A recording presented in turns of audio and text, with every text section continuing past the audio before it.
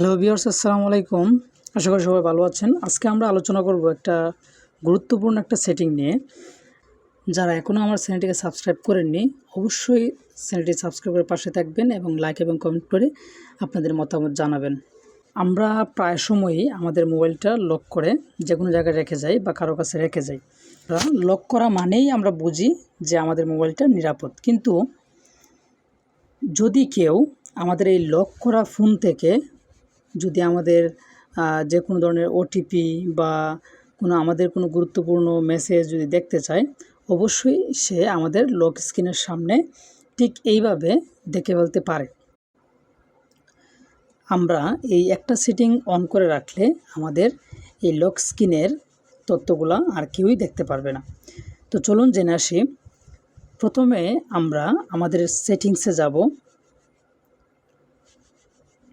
সেখানে আমরা আমাদের ফোনের নোটিফিকেশন যে অপশনটা আছে সেখানে আমরা ঢুকব এবং সেখানে আমরা লক্ষ্য করব অনেকগুলা সেটিংস দেওয়া আছে।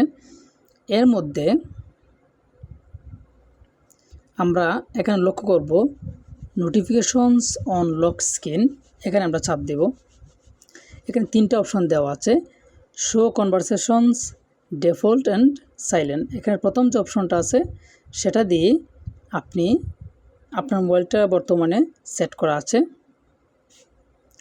এবং এটাতে থাকলে আপনার ফোন লক অবস্থায় থাকলেও ঠিক এইভাবে নোটিফিকেশনগুলো সামনে দেখা যাবে।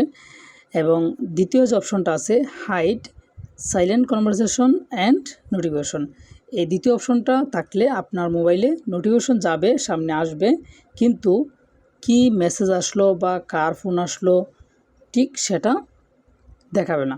এবং 3 নম্বর যে অপশনটা আছে, do not show any notification, এই অপশনটা চালু করলে আমাদের স্ক্রিনের সামনে কোনো ধরনের নোটিফিকেশন আসবে না যতক্ষণ না পর্যন্ত আমরা স্ক্রিনে লক খুলতেছি।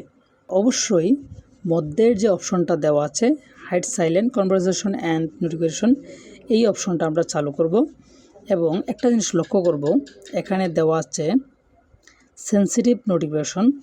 অবশ্যই এই সেটিংটা আমরা অন রাখবো, কারণ অনেক সময় আমাদের ইমার্জেন্সি কোনো অ্যালার্ট আসলে সেই নোটিফিকেশনটা আমাদের অবশ্যই সামনে খুব তাড়াতাড়ি শো করবে।